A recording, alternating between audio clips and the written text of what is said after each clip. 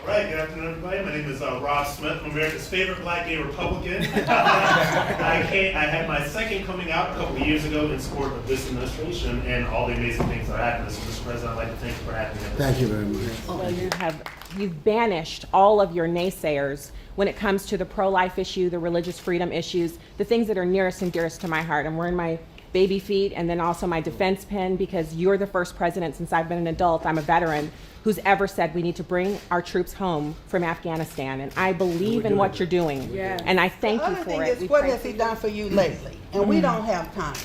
But promises made, promises kept. Absolutely. Saving little babies in the womb, bringing steel meals back, bringing jobs back to America, helping with the economy, reuniting our families, and the list goes on and on.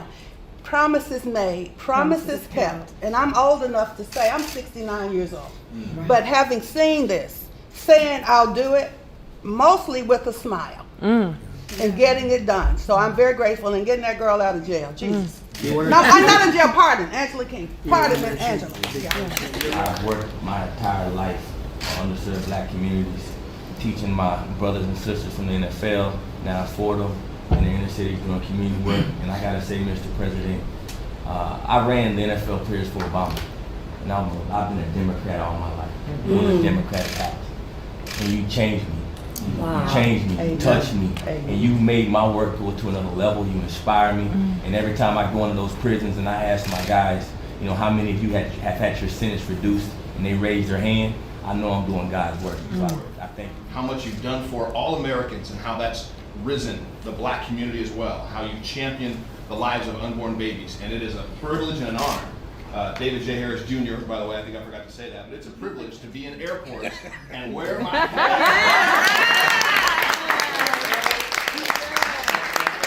everybody. I travel all over the country, I speak, I travel all over the country. I love showing folks that black Trump supporters do exist. That's And even more than that, it gives me an opportunity. I did just last night in Nashville, the opportunity to speak to black folks and Hispanics, but especially blacks. They look at my hat and say, why do you support this president?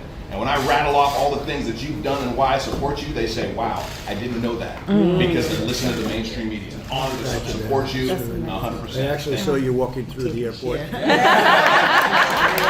All over the place. You know, that is a very famous clip. That was great, but I appreciate it, David. Thank you very much. Policies with the criminal justice reform, with opportunity zones, with HBCUs. Now it's our job to get the word out about what you've done. That's right. That's right. Because the mainstream media will not tell the people the great ththings you've done for our community, and we thank you. Thank you. Right. I grew up in a different California ways, a Reagan-esque California. Grew up in Sacramento, somewhat affluent means in a predominantly white neighborhood. And I remember times when there were affluent people, white people, who would say, Donald Trump, he shouldn't be hanging out with Mike Tyson. Shouldn't be hanging out with Don King. Shouldn't be on a plane with Michael Jackson. So the lies that I hear today, they really bother me. Because the Donald I knew enlightened me that a man of means could not see color.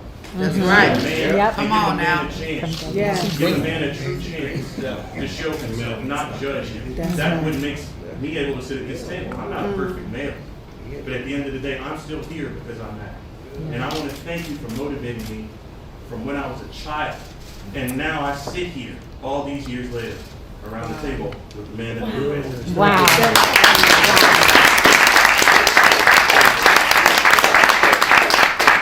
Thank you. Hard not to get choked up. My name is Bruce Lavelle, and I've been with the president since day one. Pastor Darrell, I love you, and thank you for introducing me to President Trump. You know, when he said he wanted to defend the babies, I'm a rescue baby from an orphanage. And when this president came out and says, what about adoption? I wonder where I would be, and I wonder what it would be like if this man was in office just defending the babies in the womb, or someone like me that was left abandoned in a home. And that's very dear to me. You know, I'm one of the largest black-owned jewelry store owners. My wife that runs it, she's the boss in Atlanta.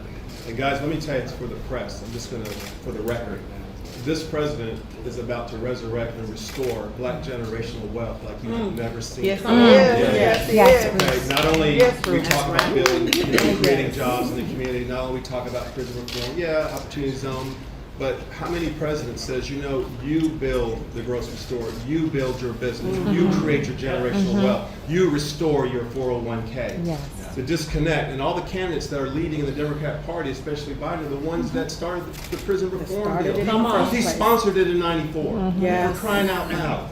No flag on the stage. Where's the flag? Where is that? Thank God we have 100 flags when he's on the stage. Thank you, Jesus. And the other thing, how are you out in the press for 45 years with all these friends traveling everywhere? And I was privileged to travel with in the beginning, opening the rallies. Thank God for Pastor Darrell, all the things we've been through. Now he runs for president. Now all of a sudden he's erased. How is that?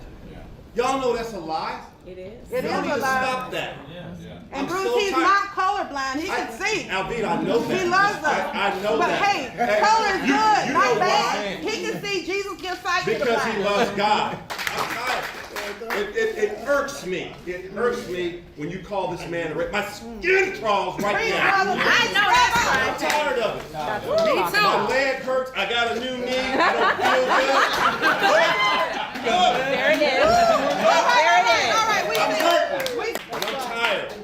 We all are. We all We're all tired. tired of it. That's right. We're all tired of it. Hey, I love you. Thank you, appreciate it. Jared, family, we pray for you. We pray for your right. family. Yes. Thank you for sacrificing. That's Guys, right. he's losing money. Yes, Right. He is the Give only this money president away. that comes to the and loses money. Well, Everybody else that serves makes money. That's right. Yeah, He loses money, and everyone knows that serve. Myself, all of us who serve at the pleasure of the president lose money. It doesn't matter what level you're at. Don't forget that. There is no pay to play. There is no special interest. There is nothing that he owes anyone. I will run for president, and I will not take special interest money and not be beholden to Or anyone a paycheck. except God. and he made it.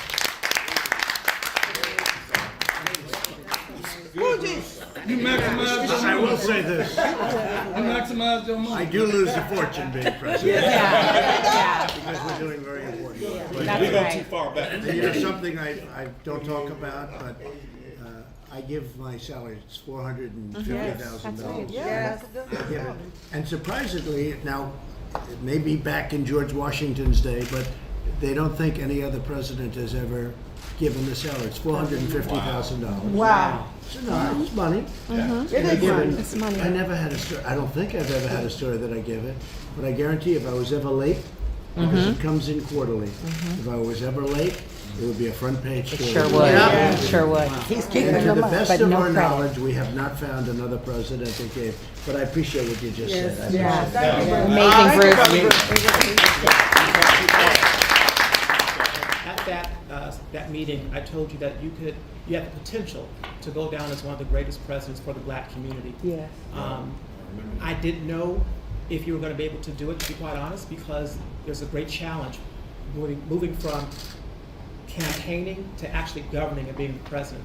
And for the black community, sir, you are changing lives. Yes. You Yeah. are changing lives for generations. Yes. There are Amen. thousands of people, millions of people out there that will never get a chance to meet you, but they meet us. They see us, and they tell us all the time how appreciative they are, Yep. and their minds are open Yes. because the policies Yep. are making a difference. Yes. So Yeah. on behalf of the millions of black people that will never have this tremendous opportunity like we've been Yes. given today, I want to say from my family, Thank you very from much. my friends, thank you for what you're doing because you are changing lives. And Yes. in Black History Month, we are here to celebrate Black history, but we're also here to celebrate the fact that we have a president who's making Black history. Calling everything racist to the point that it made no sense, and I had to start digging because every single thing the man said couldn't have possibly been racist if he had been loved and celebrated for decades. So it is thanks to the lies, it is thanks to the left constantly overplaying their hand that so many black Americans are waking up today. There's a fatigue setting in.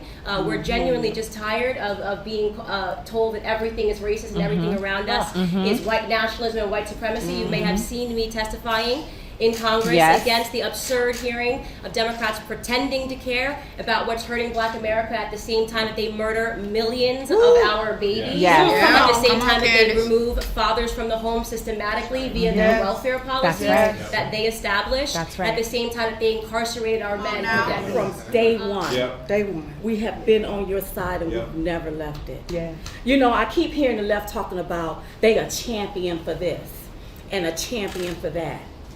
Well, when is a champion going to win? Because they ain't winning. Right. Come on now. Come on. But we done already found a champion. Yeah. A true champion. Yeah. Right here in our president, President Donald J. Trump. Yes. Right. Thank you so much. Thank you, first of all, for making Diamond and Silk famous. Yeah.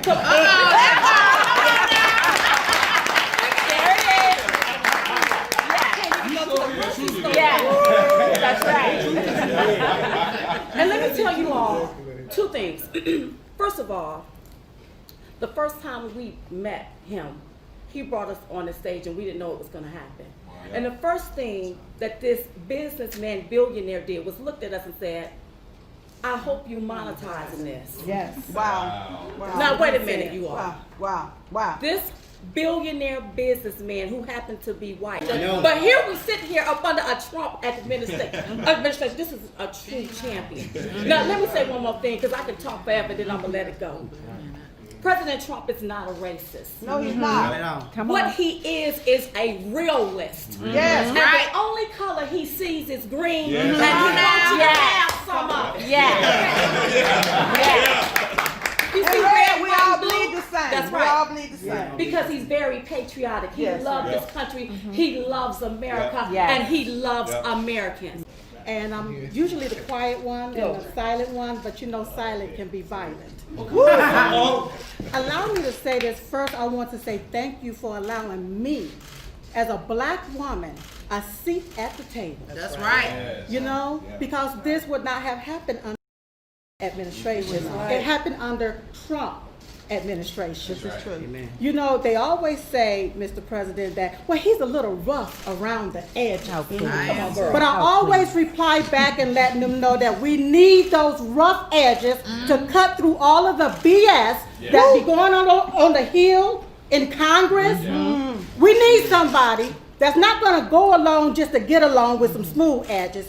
We need somebody that don't have a problem with going toe-to-toe against the status quo. That's right. That's right. And that's exactly what you did, Mr. President. We're in the middle. Diamond and Silk is in the middle of writing a book. Uprising, the awakening of Diamond and Silk. You know, while we're writing this book, there's little things that's coming back to us because we've been in this since 2015, from day one. And as we're writing, I'm looking at a lot of different things.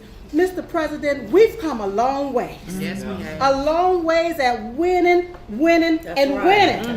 And you know what? They sing the song, I don't feel no ways tired. Yeah. But I hadn't got tired of winning. I don't feel it. So I just want to say thank you, Mr. President. I love you from the bottom of my heart. And November the 3rd, 2020, you will be the president of the United States. My wife, the first lady, said, it was a long time ago now. It's like 4 years ago. 5 years. She said, there are two people that she was watching on the internet. They're the most incredible two people she's ever seen. Wow. I said, big deal. What is it? No, she said, you have to see this. And I saw it. It was, I guess, for almost 5 years. And I watched them, and they had such a spirit. And they were for me before I was even running. They were so early. And you have been such great friends. Oh, and thank you so much. I We love appreciate you. it. And Candace, I will say that you're another one. Yeah. She saw you too. She said, I just saw somebody with the fastest, sharpest mouth and mind, by the way. You know, I know a lot with fast mouths, but they don't have it. And I said, let me take a look. And I looked. Yeah. And it was a long time ago already. You were really young. You're young. You were really young. But we appreciate it. We appreciate everybody in this room. And people have made such progress, and we're making tremendous